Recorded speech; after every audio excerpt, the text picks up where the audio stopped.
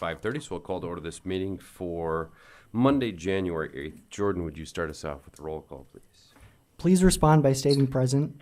Councilmember Ronayne. Present. Faubourg. Present. Liebelt. Present. Reif. Present. Johnson. Present. Reinbold. Langer. Present. Norvstrup. Present.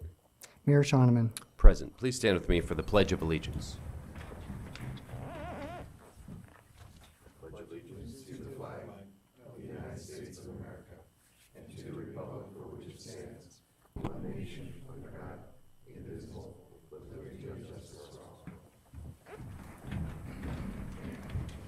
Our first order of business will be to approve this week's agenda. I'm not aware of any changes to be mentioned, so I would take a motion to approve.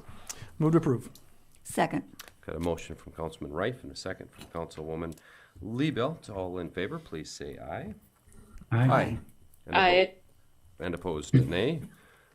Motion carries. We've got two sets of minutes to approve this week. One is our previous city council meeting, and then it looks like we've got an amendment for a payroll section of that same meeting minutes, December 26th.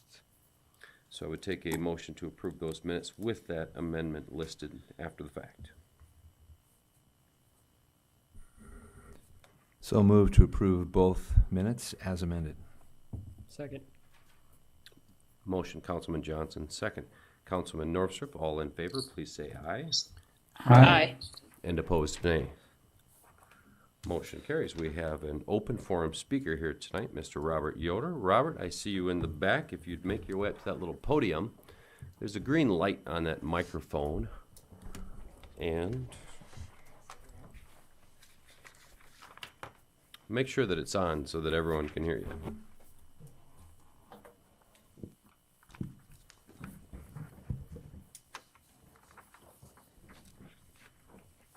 I hate being the first person to speak, you know. You never know where you're going to go. But most of the people here I know. I happen to own Black Knight Pools and Spas in Aberdeen, and when I get time, I try to watch your guys' proceedings on TV and everything. And there's three things that I basically want to talk about.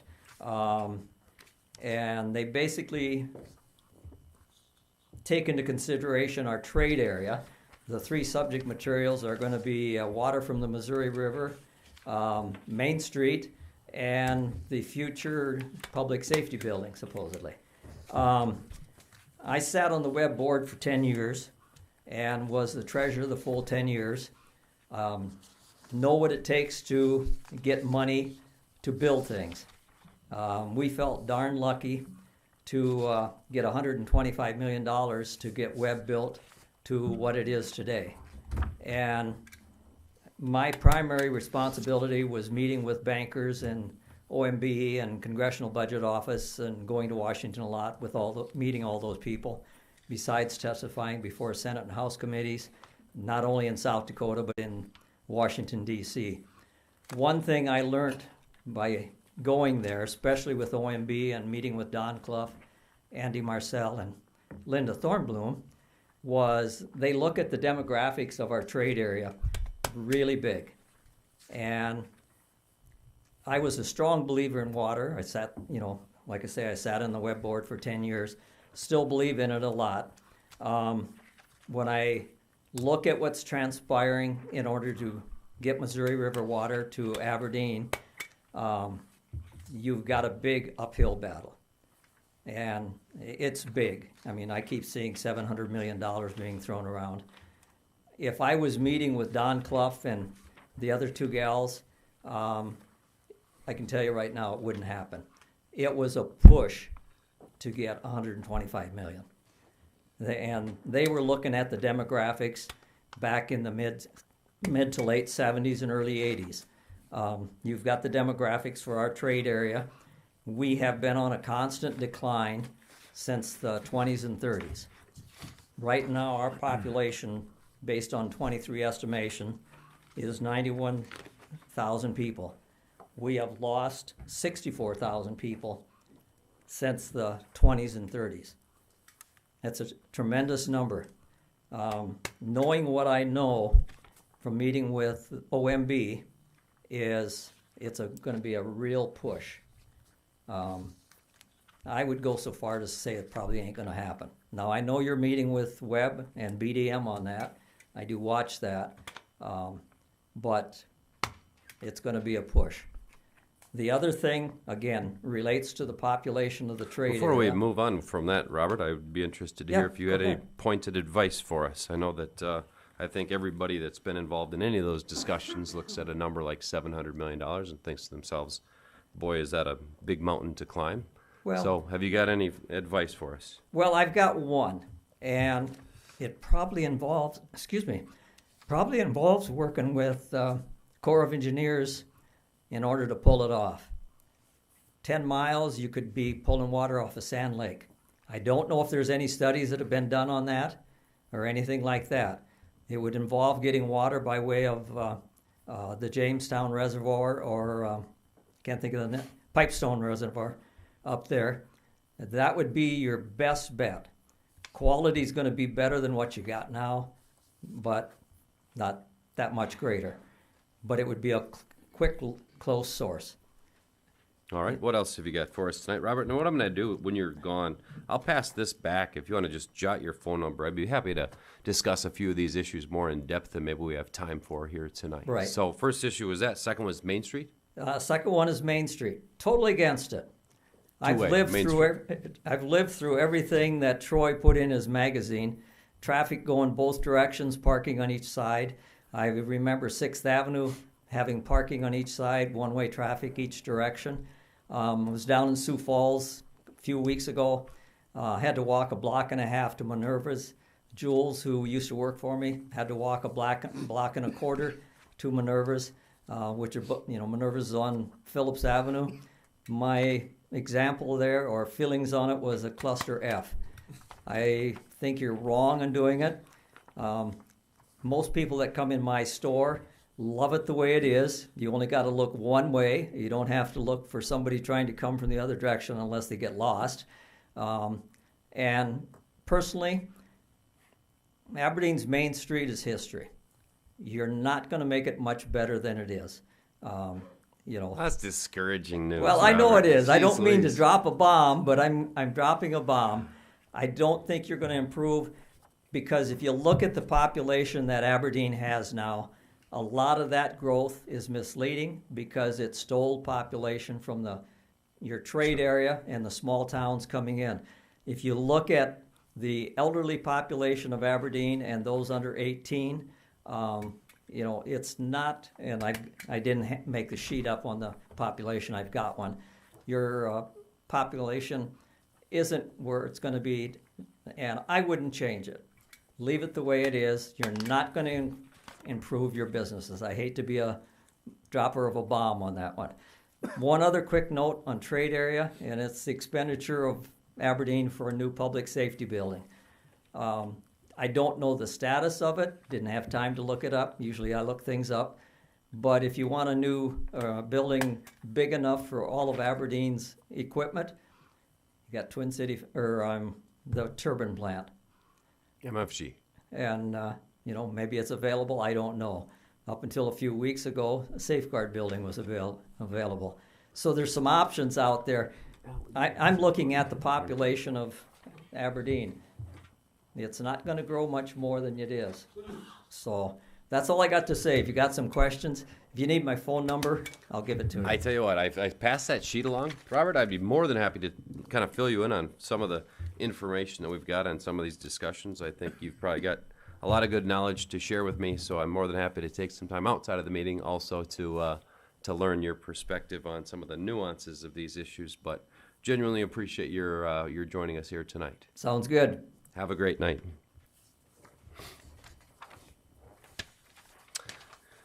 All right, so next we've got our consent calendar where we've got 4 items of routine city business, including setting an election date, a couple of lottery notice, or a single lottery notice rather, a license and a lease. So everyone's looking forward to elections, I am sure. I'd take a motion to approve our consent calendar as printed. Move to approve. I've got a motion from Councilman Rife, and I'll just move that to a second to Councilman Ronayne, who was Yes, sir. split second behind there. Anything from the council on any of these particular items? Everyone available on June 4th? All right, then all in favor, please say aye. Aye. Opposed, nay. Motion carries.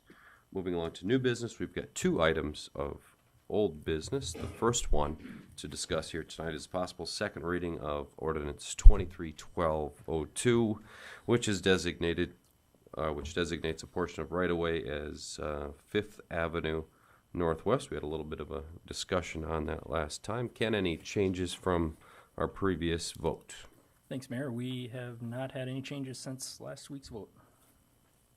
Has anybody from the business community on that roadway reached out in relation to this address change since then? No, we did make an effort probably 6 months ago to a year ago to notify in person the majority of the people out there or the businesses out there that would be affected. And we haven't had any concerns in that time frame. Thank you. All right, would someone be so inclined as to make a motion on this second reading and final adoption of the ordinance? So moved. Second. I've got a motion from Councilman Northrup and a second from Councilman Johnson. I did make the inclination that we should perhaps rename the roadway to Councilman Johnson Taxiway or Freeway or Bypass or whatever we were looking at that point.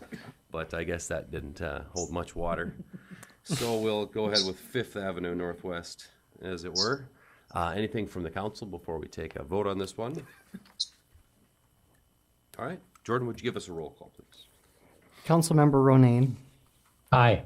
Fauberg, Aye. Liebelt, Aye. Rife, Aye. Johnson, Aye.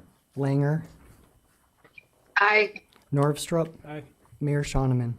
Aye, motion carries. Next, we've got a second item of old business. It's our possible second reading and final adoption of ordinance titled 23-1207, which authorizes the issuance and sales of bonds for the tax increment finance district number 39.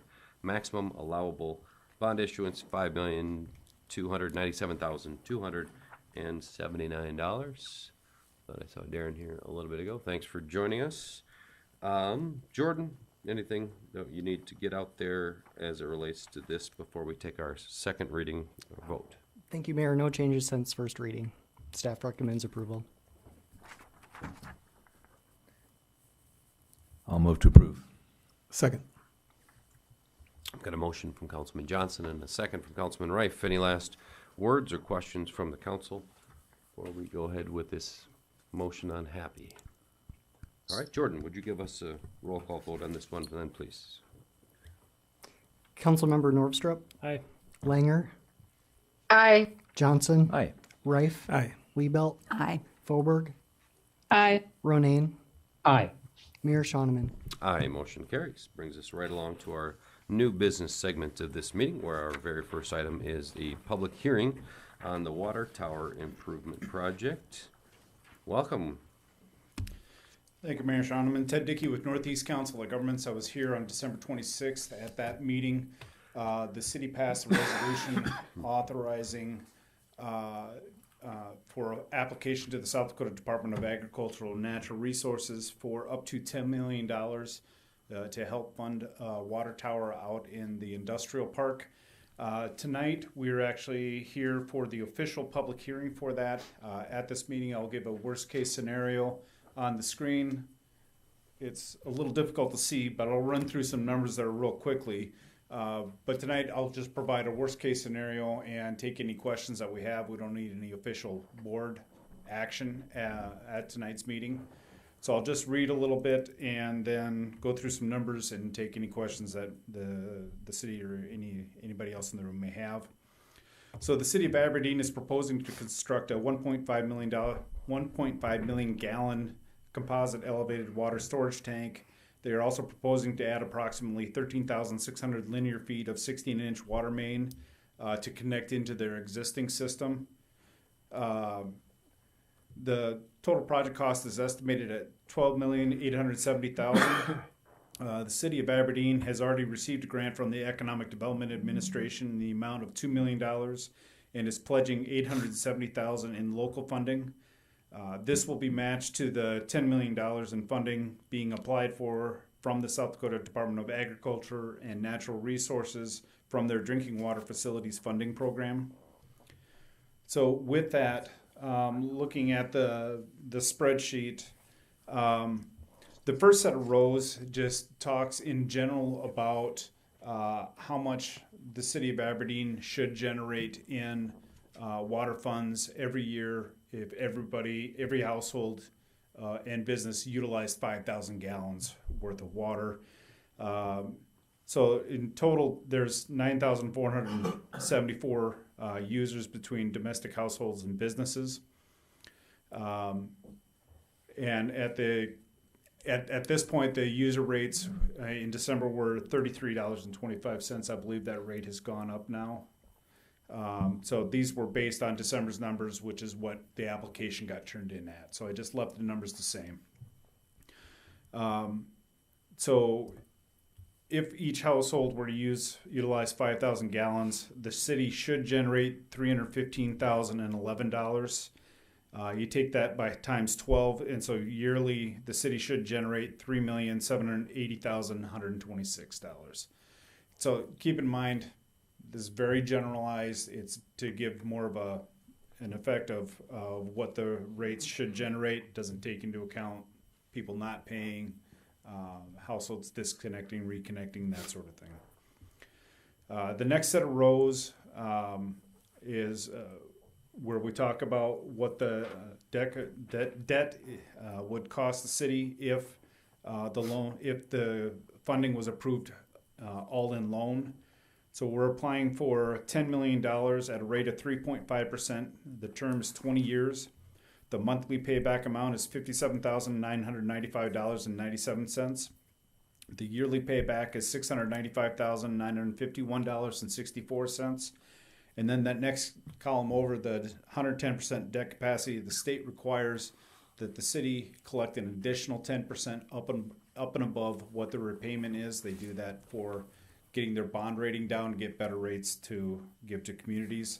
That 110% debt capacity number is $765,546.80. That leads me down to the last set of rows there. It says amount needed to increase in the first column, or the second column there just has $1 in it. So for every dollar that the city tacks on to its base rates should generate $113,688 in funding. So I did change the bottom number here to the current rates of $35.50, which I believe is current. Is that correct? That sounds correct. Okay. So the current rates should generate $4,035,924. The next column over says if DENR only approves a loan, the rates would need to increase by $6.75. That should generate $767,394, and that is above the 110% debt capacity number that's listed above of the $765, $546, and 80 cents. Therefore, the proposed rates would need to be at $42.25. Again, this is worst case scenario that doesn't take into account things like the state awarding you grant funding. It doesn't take into account how much the city is already generating up and above needed cost that the state sees. So it's just a worst case scenario, and I think that's all I've got for that. Is there any questions that the city may have? Thank you for the presentation, Mr. Dickey. What have we got from the council?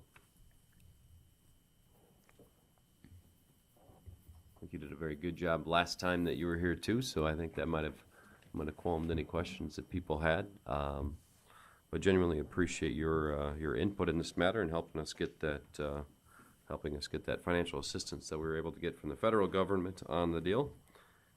Anything from the council? All right. Appreciate your time on this one. Thank you. Ted, have a great evening. You too.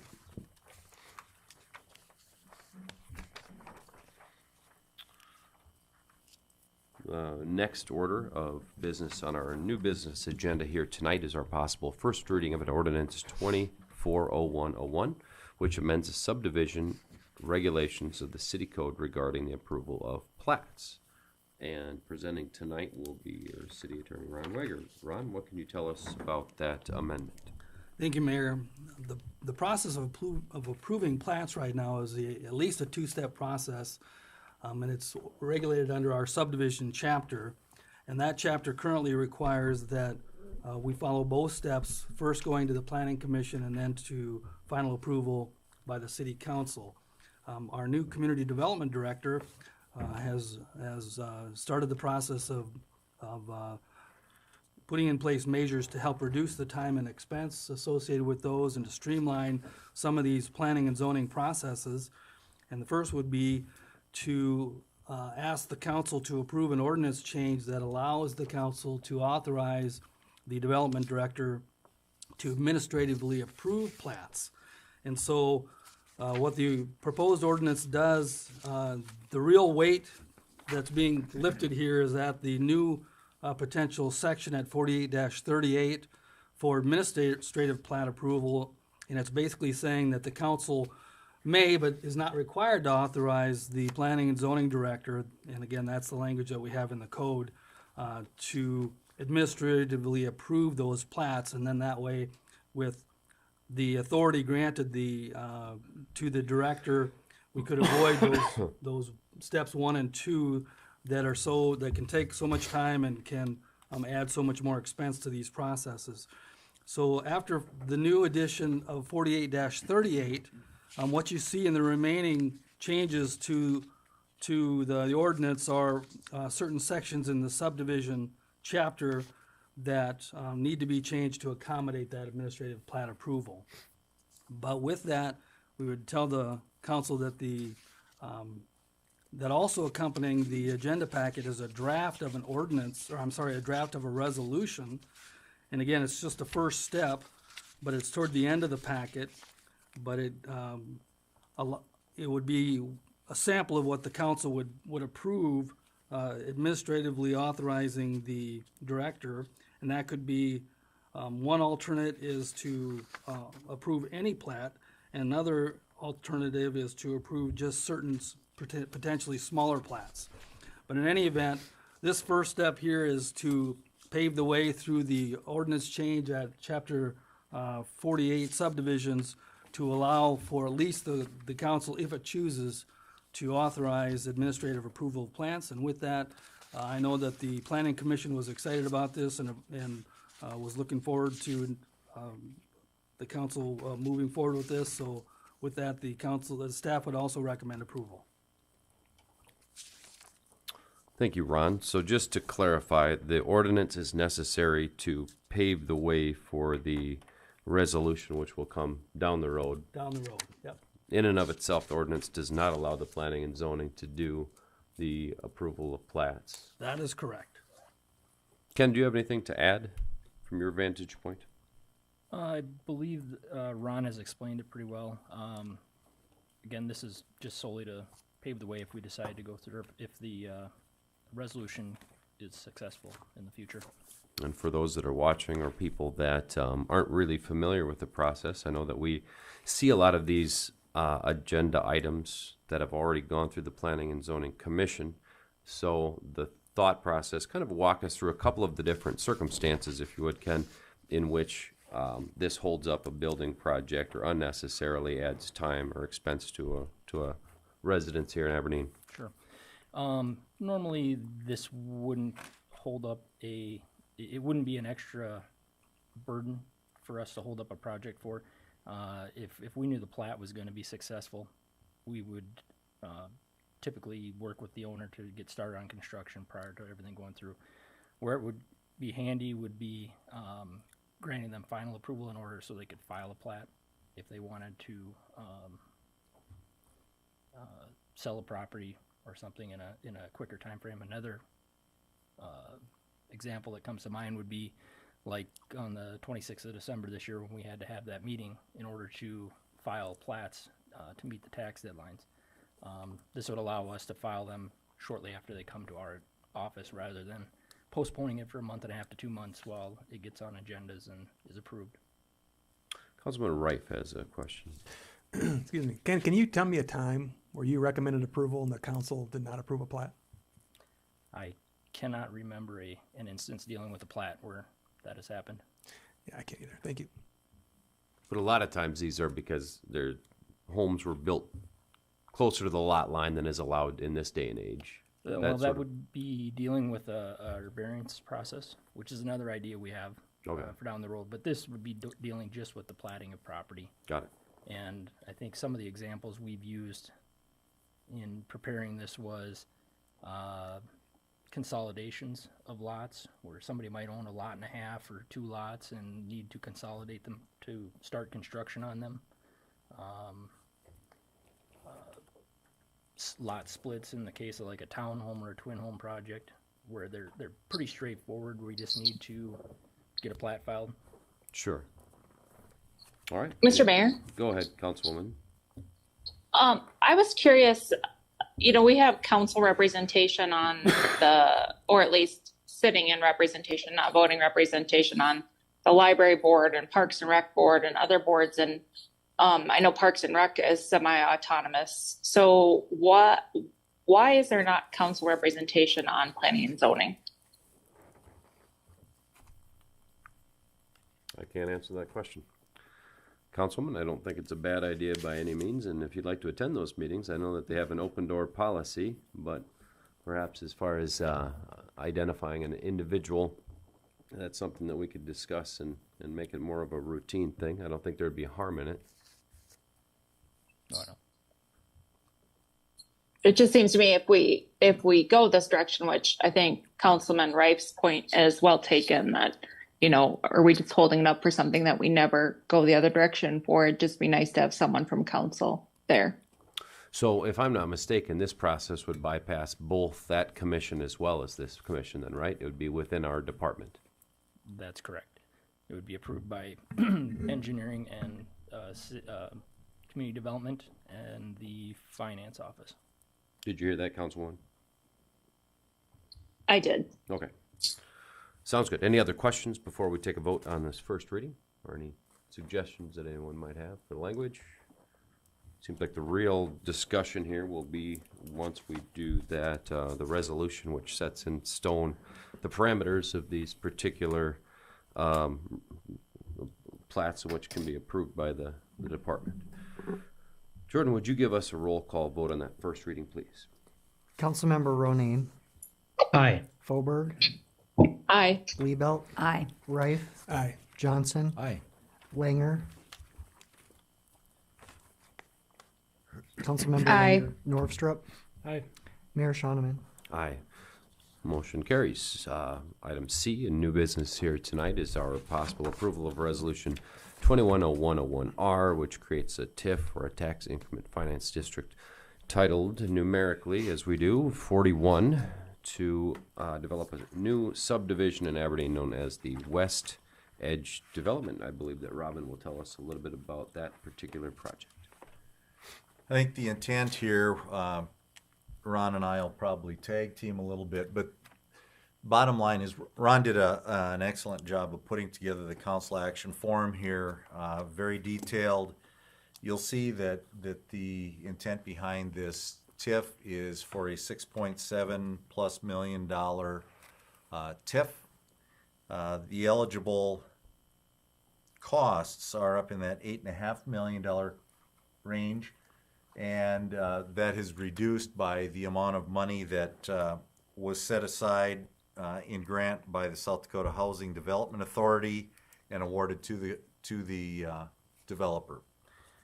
So the bottom line is, and also they are doing a loan for $575,000 for this. The bottom line is that the current property has a value of $129,000 roughly, and then it's generating revenue right now in tax revenue for 2024 of roughly $2,600. After build out, this property will have an assessed value of, or tax money generated of $838,000. And at the end of the term of this, it will be at $1.085 million in taxes. So you can see it's at 2,600 now. It would be over $1 million by the time this thing is paid off. So the value of that property is going to go up significantly. This will be the largest TIF you've ever done, to my knowledge. It's a whopper, okay?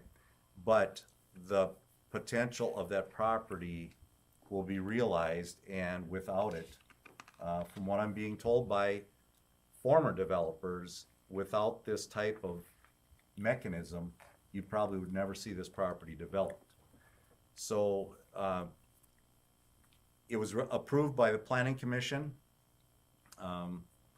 and you will see the long-term gain here of over $1 million taxable per year on that property if it's granted. If you don't, you will see something far less. So it's a risk that we're recommending you take to be able to gain value on that property down the road. So, Ron, I don't know what other things you have to add, but. No, I think that covers it. I know that this was a lengthy process of working with the developer, working through the South Dakota Housing Infrastructure Financing Grant, and we also know that this is a property, if the council recalls, that had previously had a TIF on it, and just because of the scope and size and the particular difficulties this property presents, you now have a developer coming in willing to make a significant investment in this, a huge investment as a matter of fact, and correspondingly they will be creating an enormous amount of dollars in the public infrastructure, the streets, the water, sewer, all of that, and this TIF, and we'll find the same out with the upcoming TIF after this agenda item, but for the ability to utilize today dollars that will eventually benefit the taxpayer when this gets dedicated to them, this project would not go forward. So again, staff working with the developer, with their council, working hard with all of our various departments to see how we can make this work, strongly recommends approval of the TIF. Thank you, Ron. I would take a motion to see if it warrants having a discussion on this one. Would someone in the council care to make a motion on this TIF? Yes, I will. I'll move to approve. Councilman Johnson with the motion and Councilman Northrup with a second. I would say that, it was one of the things that I know that Ron had spent some time working on, was that Robin had mentioned, was making sure that that the funds weren't being doubled up from a previous grant. So I think that I appreciate that legwork having been done to make sure that this thing is entirely above board, and I guess from an ethical standpoint as well. I see the developers here. Are you interested in saying a few words? Oh, that's you, Mr. Tobin. Well, feel free. If not, I was going to ask County Commissioner Gage if he was going to say a few things too, because I know that he's got a point to make, and I know that he's, or perhaps if he's interested. Go ahead. Why don't you start us off? I appreciate the words of the city manager and the city attorney. I do think this was a great effort to get to where we are today. The city was very helpful in getting this through on this process. This is a very tough piece of ground.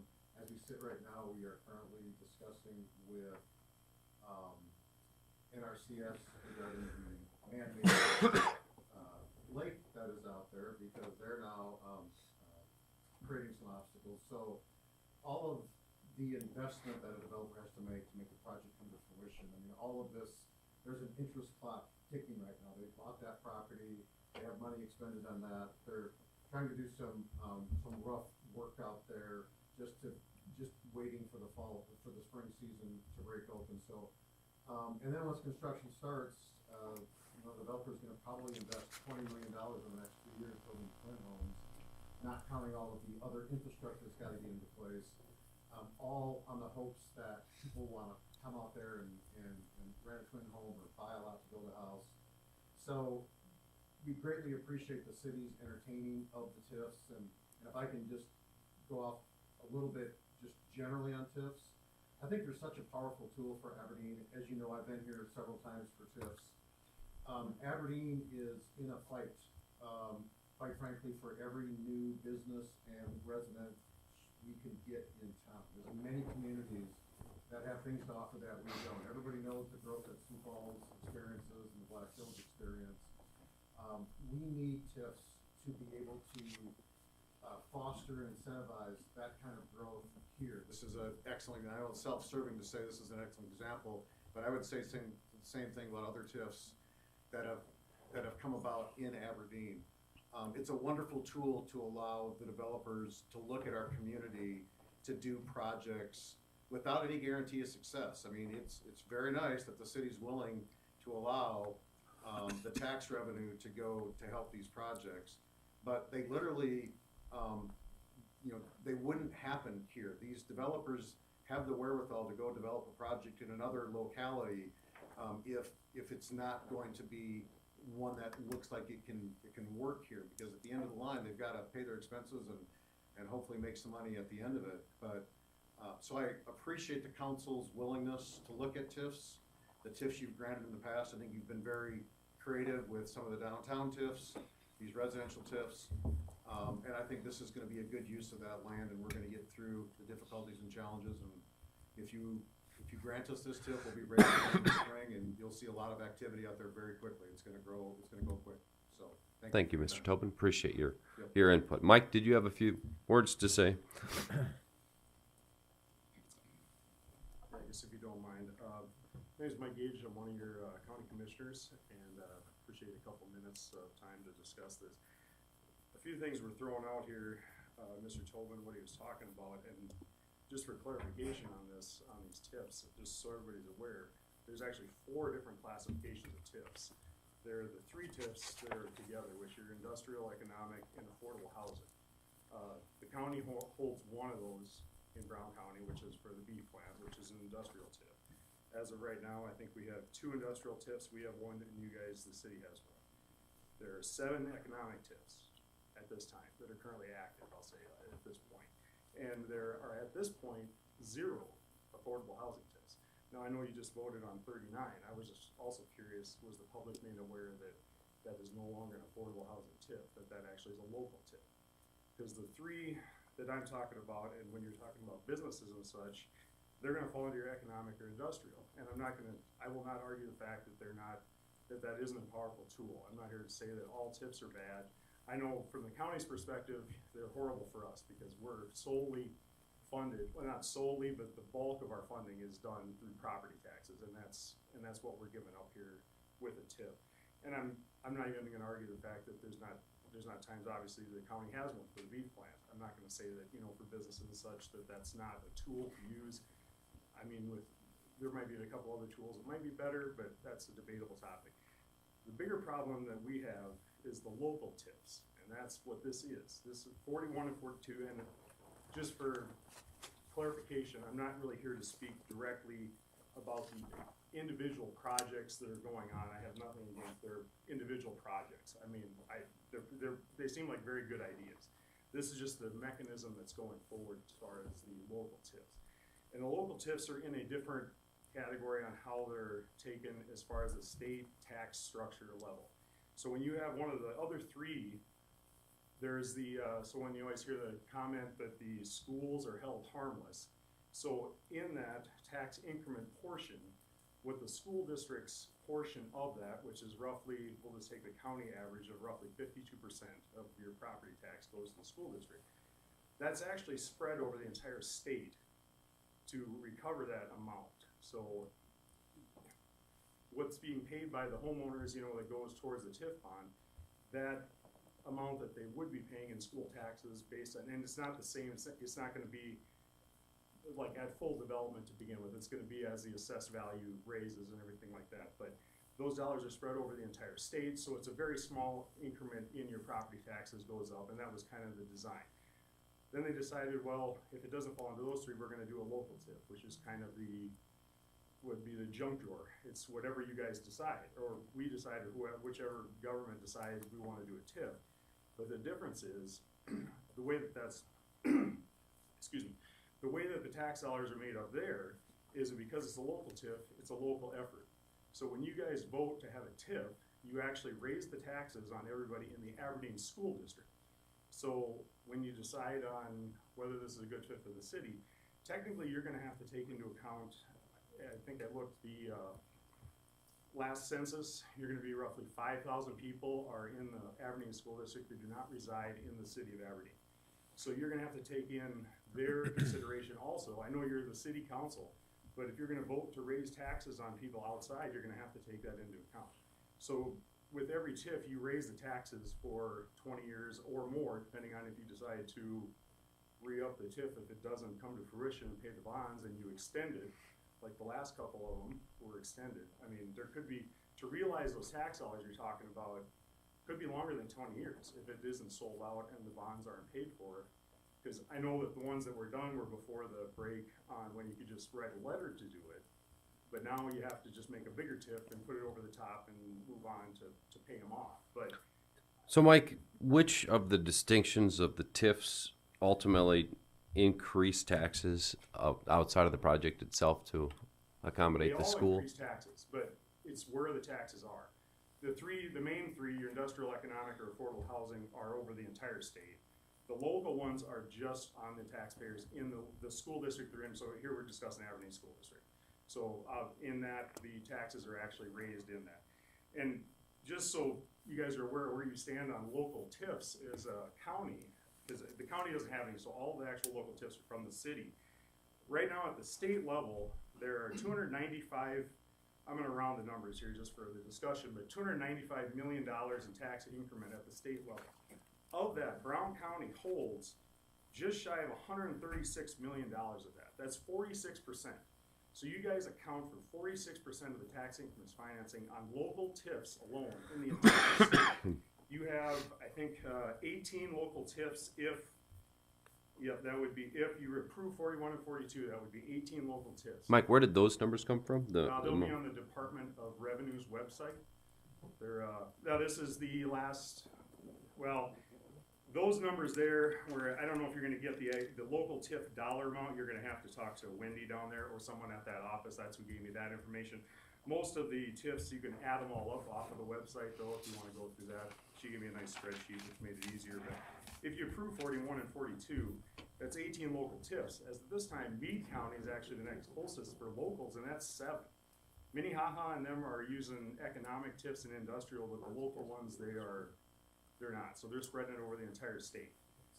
But I guess for me, it's just, it's always a tax raise when you guys do this. And my question is it really necessary for tax dollars to do it? I know that some of the things might not be developed, but is it where people should be spending those tax dollars? And I know that the comment is that after 20 years, we all get a windfall of tax revenue. Well, yeah, that's if they pay off.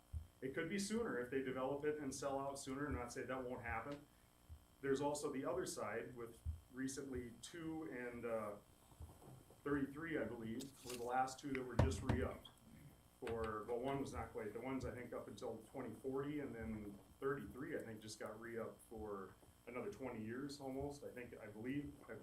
I can look it up, but it's roughly in there. So if they don't pay out, there is no, I know they recalculate at that point, but if it's not sold out very much, there's not much tax revenue come back in. The biggest problem we have with the TIFs also is, like, I have all the speak from the county level, being that property taxes are what fund us. I mean, we take a hit for those 20 years because those people still use services that the county provides. And the county still has to spend money on these TIFs. I mean, all the assessment done on these TIFs comes out of the county. There's auditor's office. There's quite a few entities at the county that put a lot of time and effort into just developing these, and then for the next 20 years have to continue on doing that in order. Well, the assessors especially, because their assessments every year of that area. So the county itself spends a lot of money that has to be put out there that you're not offsetting with the growth of the tax base. Yeah, Mike, I appreciate you coming in and bringing this. You know, and I'd only recently discovered how the state was distributing that cost to other taxpayers to accommodate the school district's expenses. And so I just recently looked at those numbers as well. So first off, appreciate you coming in and expressing that. Rod, this project won't happen without a TIF. And if you look at the ground out there, Mr. Mayor, it's a very tough area. Like I said, we've got a wetland issue we're working through right now. It's situated in such a location without the infrastructure money that the TIF will provide. It simply isn't economically feasible. There's a commercial on the frontage part of it, on the back side of it. It's just, it won't be done. It'll probably revert back to farmland without a TIF, because that's really. And Robin's number of $2,600 is what that property yields in property tax for everybody, all the entities. Value right now of the land, that's what it yields for tax. For county, for the city, for the water district, for the school, for everybody. 100%. And I think if you look at the numbers that we provided, I respect what Commissioner Gage is talking about, but our TIF, because of the funds that we received in the grant, the housing grant, I think our TIF is designed around, is it 13 years that we are paid off in? You have Not I thought 20. it was a 15-year payout, but maybe I'm. Well, I don't remember exactly, but it's much shorter than 20. And the advantage of our project is, 15 years. The advantage of our project is we're going to invest $20 million in infrastructure immediately. So housing TIF generally, they don't start generating significant tax revenue until home builders come out and start building homes. That's where you get the change in the assessed valuation. Well, we're going to go out in 2 years, we're going to build $20 million in infrastructure. So the increment is going to get kickstarted immediately by the developer building of the twin homes. So that's going to generate an enormous amount of the increment from the get-go. And then the process will go on to sell. I think there's 51 individual residential lots. You can talk to the county assessor, and I'm sure Commissioner Gage has done that, but you know, there's a change in assessed valuation whenever you start doing even the infrastructure, the basic infrastructure, to build the roads and the water lines and the sanitary sewer lines. There's another change in valuation when you plat that and turn it individual lots, which we've done. There's another change in assessed valuation when you start actually adding infrastructure and improvements to the land.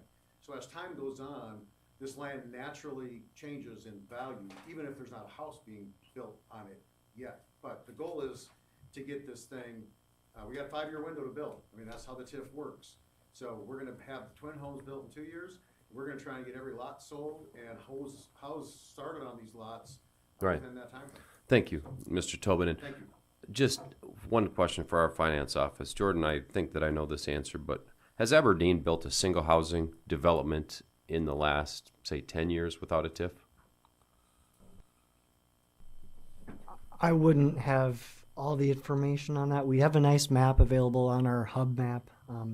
Ken, could you speak to that as far as the housing development goes? It's a broad question there. I wouldn't be able to pick out, a percentage or. Yeah, I think so. Would be very small, if any. Right. None of them. Could I just have one more point of information? I think it's important for me to understand. Please. How developments happen, residential developments happen in Aberdeen is different than how they happen in other parts of the state. So it's my understanding in the Sioux Falls area, I used to live in Brandon, that if you want to develop a piece of ground into a residential development, the city will work with the developer to pay those infrastructure costs and then specially assess those lots as they're sold so that those costs are not all borne by the developer. That's not how it works in Aberdeen.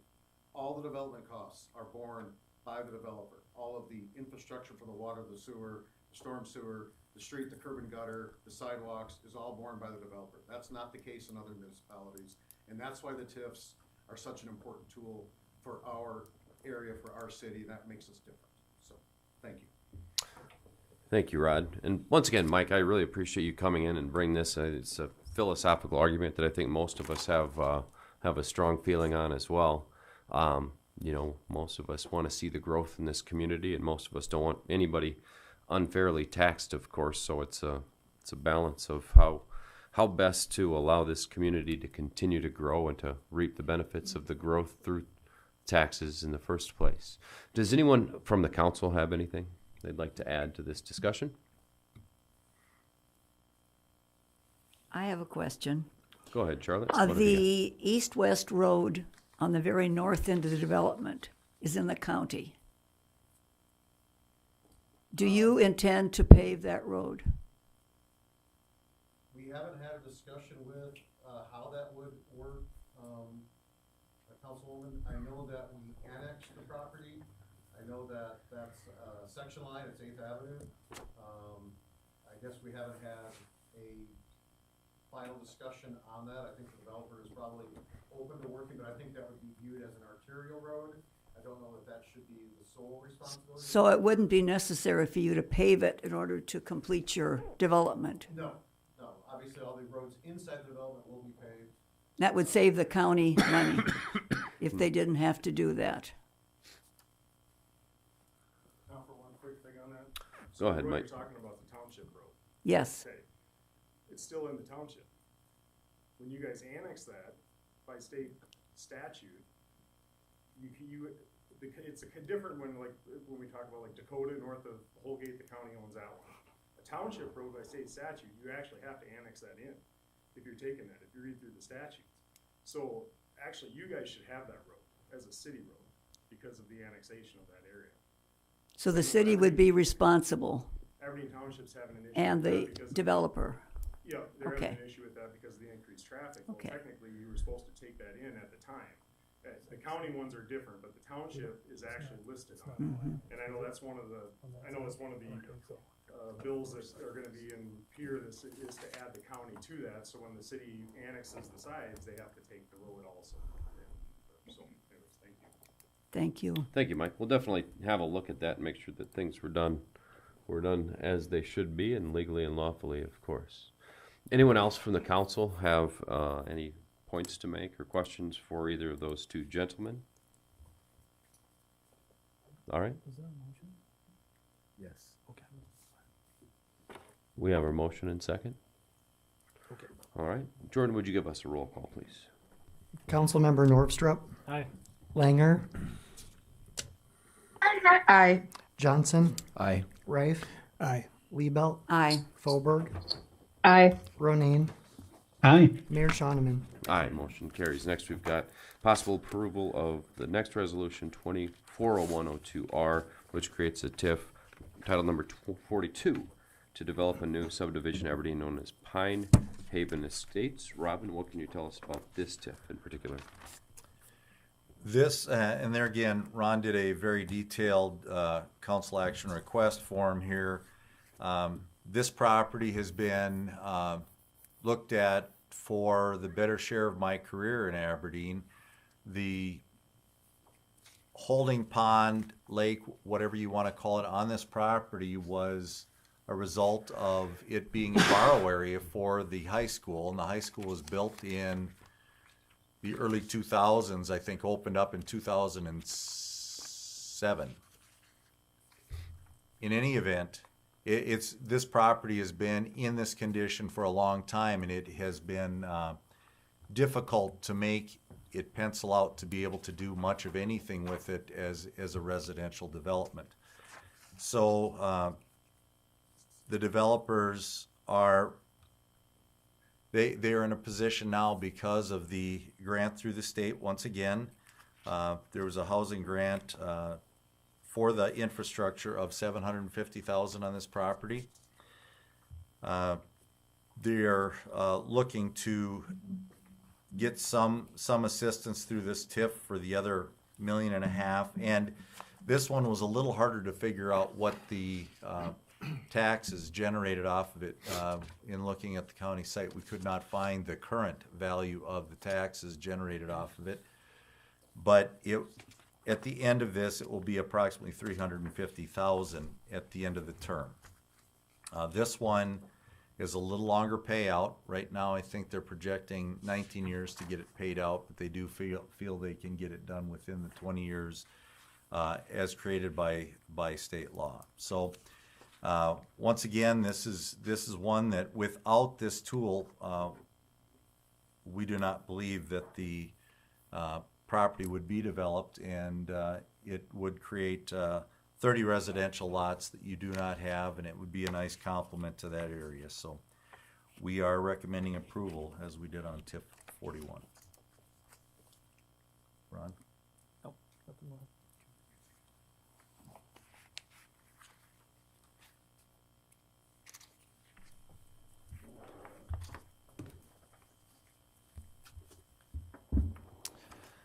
Move to approve.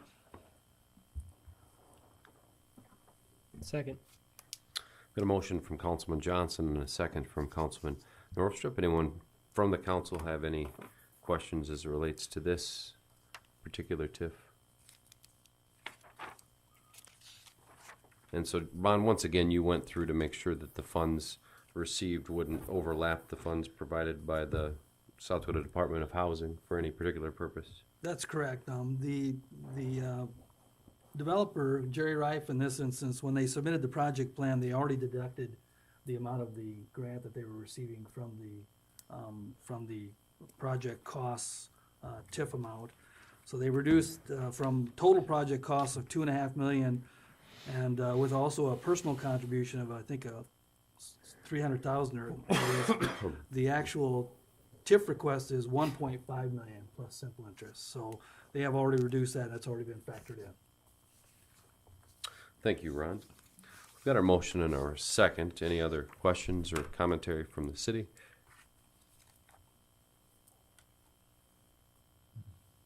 All right, Jordan, would you give us a roll call, please? Councilmember Ronayne, No. Fauberg, Aye. Liebelt, Aye. Reif, Aye. Johnson, Aye. Langer, Aye. Norvstrup, Aye. Mayor Shoneman. Aye, motion does carry.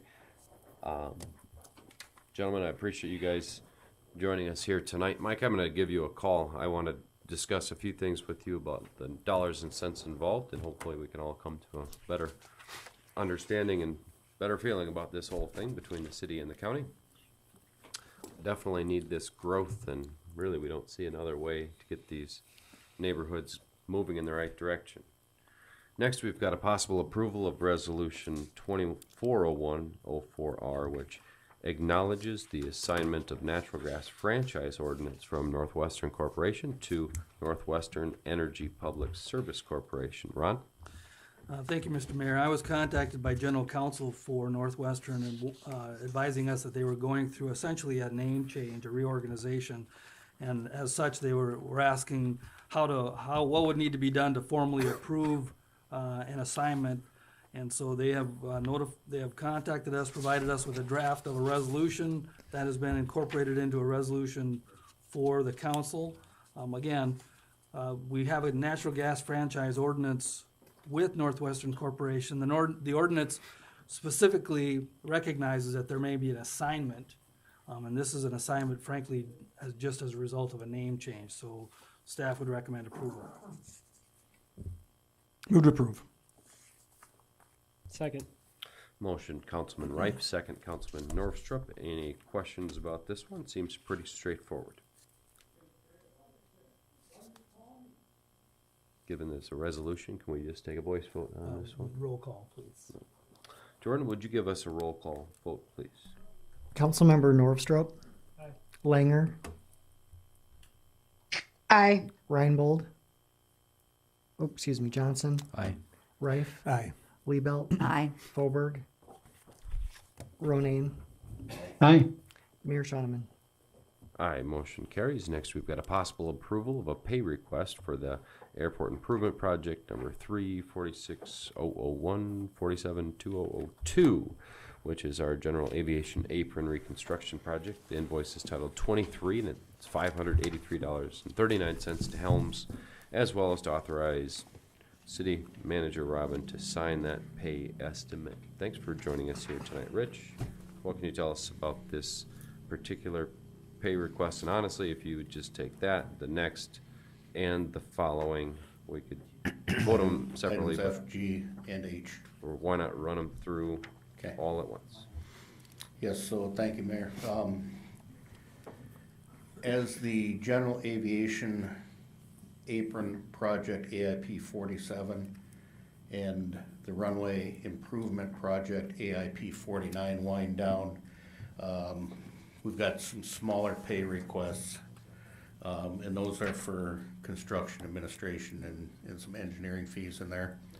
We're still waiting on some final paperwork from the contractors on both of those AIP projects so that we can hopefully get the closeout paperwork submitted possibly as early as next month.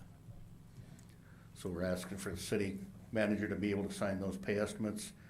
Item H is the professional services agreement for our next project, AIP 51, and that's the General Aviation Apron Reconstruction Phase 2. And this is the area that is directly in front of Quest Aviation. So it's roughly about a 15,000 square yard project out there. This project would be a 90% federal, 5 state, and city's portion will be 5% on that. So we're asking council to authorize city manager to sign and execute this agreement. Move approval for payment of invoice number 23, invoice number 10, and to authorize the city manager to approve and execute the agreement for professional services with Helms. Second on that. Got a motion from Councilman Ronayne and a second from Councilwoman Liebelt in relations to the aforementioned items F, G, and H. Any further clarification from our city Transportation Director, Rich Krokel, or any other commentary on these before we take a vote? Jordan, would you give us a roll call vote on those three, please? Councilmember Ronayne. Aye. Liebelt. Aye. Reif. Aye. Johnson. Aye. Langer. Aye. Norvstrup. Aye. Mayor Shoneman. Aye, motion does carry. Thank you, council. Thank you for joining us tonight, Mr. Krokel. Always good to see you. Next, we've got a possible approval of a pay request, title number 3, final B, as well as a change order titled number 3 for our project mill and overlay improvements. Stu, what are we talking about here? Thank you, Mayor.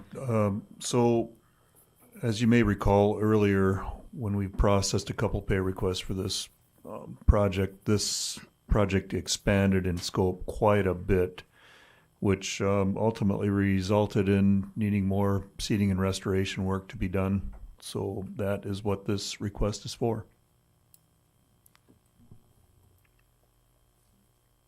Move to approve. Second.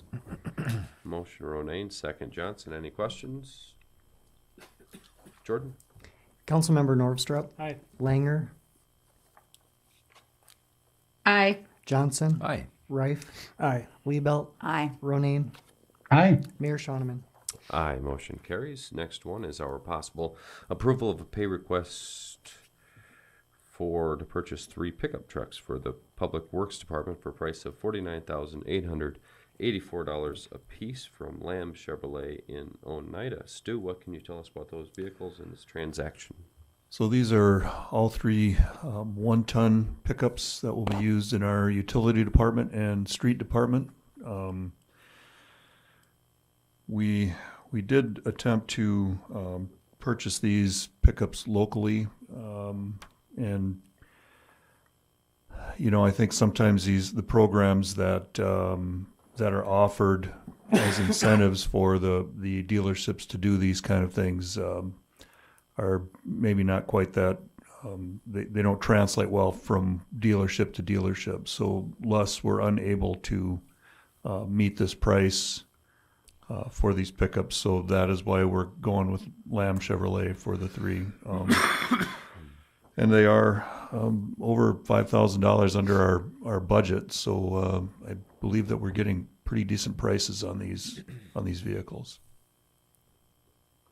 And I did have a discussion with Mr. Lust about this process. He said they frankly just can't meet the price, as Stu had mentioned, but He said, we will be glad to service them and take care of you just as if you were a purchasing customer from us, and no hard feelings, anything like that. They understand. Move to approve. Second.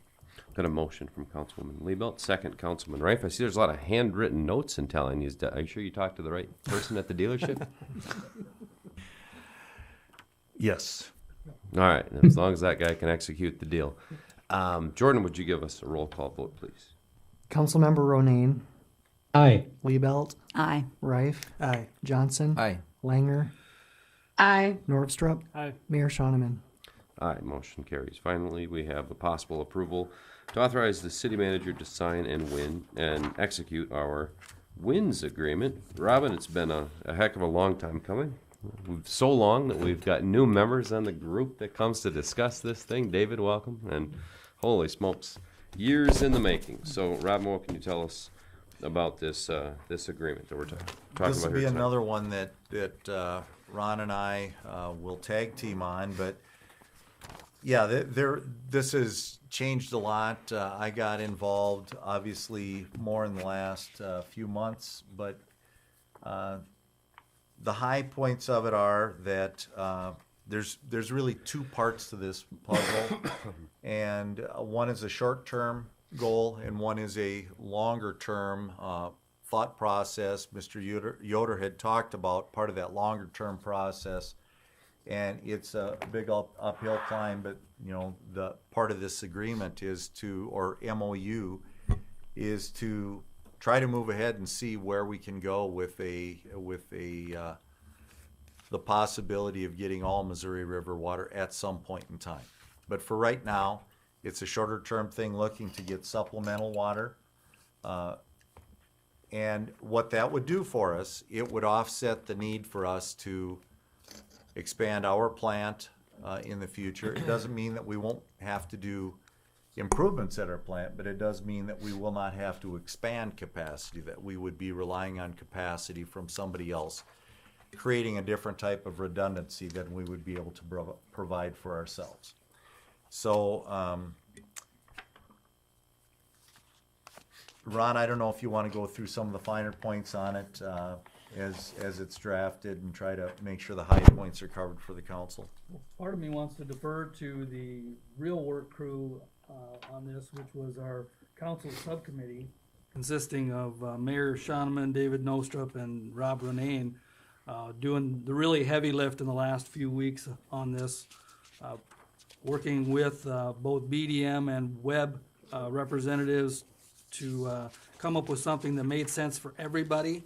And that was the hardest part, is getting everybody to realize that we needed to work together. And what you see with the MOU is an understanding, an agreement to agree on what will be a number of issues down the road. But this creates a great framework for that and helps everybody to kind of set the table when they walk into the room.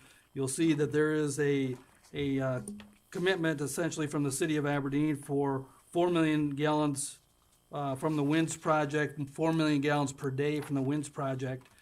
And if the council recalls, several years ago there was a presentation made regarding a significant expansion to the water treatment facility for Aberdeen.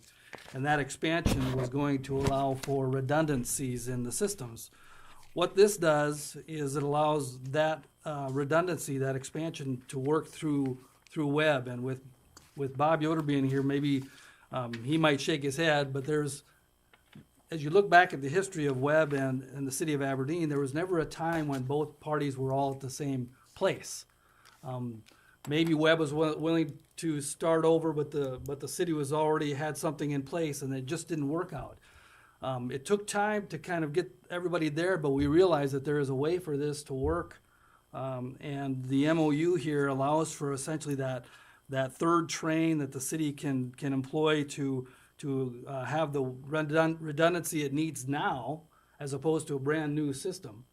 And so what you see here is the capacity is going to be worked out to be 4 million gallons per day, to be incorporated into the current Webb treated water, or I'm sorry, the city treated water, and also significantly allows for potential governance issues with membership on board for both the city and another sponsor. A very important part of this was BDM. And then lastly, it helps us to settle an issue we've had with some expansion over the years by identifying the service area that would be City of Aberdeen. So it would allow us to not only take that additional water and to grow the city through economic growth, allow for industrial potential growth, but also protects us in the way that we deal with our partners, both Webb and BDM, on that future growth. So as you'll see in looking at the details of this, there are a lot of parts, but they've all synced together real well to help both hope all of the city, the BDM, and Webb move together. We understand that this morning Webb approved this MOU, BDM has approved this MOU, and so we would recommend that the City Council also approve the MOU. Thank you, Ron. Thank you, Robin. And I would echo those sentiments and say that it's been a lot of negotiation. It's been a lot of discussions and a lot of positive talk between the partners. And I really want to thank the folks at BDM and the folks at Webb that have continuously worked with us on this issue, because without a mutual understanding, this wouldn't be in the position that it's in.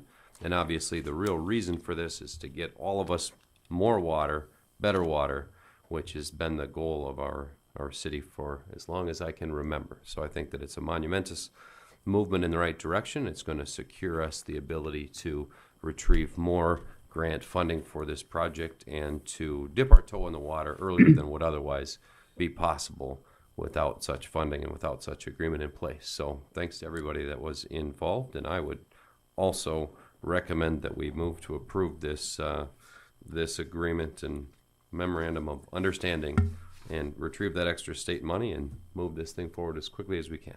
Move to approve. Got a motion from Councilwoman Liebelt and a second from Councilman Norvstrup. Any questions or comments from our council before we take a vote? All right, Jordan, would you give us a roll call vote, please? Councilmember Norvstrup. Aye. Langer. Aye. Johnson. Aye. Reif. Aye. Liebelt. Aye. Ronayne. Aye. Mayor Shoneman. Aye, motion does carry. And now the motion has been carried. City Manager Robin Bobzien has freed himself up for another comment.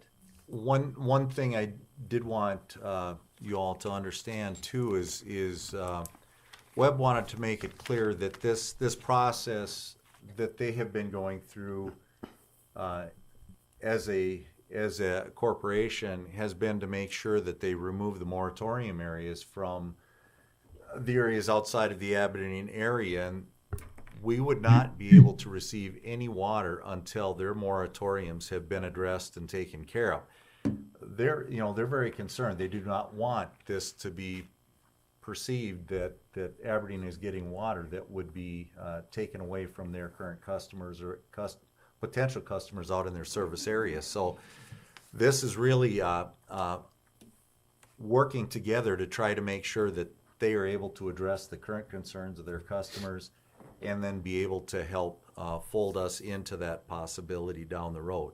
So I did think that point needed to be made so that there isn't a huge concern by their customer base that Aberdeen's taking something away from them in an untimely manner. So. Sure. Thanks for making that Have you point. heard on that same point, Mayor? Yes, please, Mr. Ronayne. What have you got? Thank you, Mayor. First of all, I think Robin's comment were important and they're accurate. But that said, even with the understanding that the moratorium is going to get lifted before Aberdeen gets a drop of water, this project in the memorandum is talking about water to Aberdeen in 2030. Well, they talked to us last week and said they may be able to bring water to Aberdeen as early as 2028, which is going to be a huge win for our community. We will bring better water to Aberdeen, and we're going to bring it sooner than frankly we had ever anticipated in all likelihood. So I think this is a terrific move forward, and I'm excited that the council has approved it tonight. Thank you, Councilman. David, anything from you as the lone remaining member of our subcommittee that hasn't said anything? I think you guys summed it up, and it's really exciting to approve it, and there's some more details to work out and a more formal agreement, but this is a great framework, and right on the eve of the start of the legislative session is really good timing, and they have a lot of water conversations the first week of session with the Rural Water Association, so it's really good timing. Thank you, David. Thank you to everyone else on the council on this one. I think this was a momentous step forward. Next, we've got our review and approval of our claims and payroll.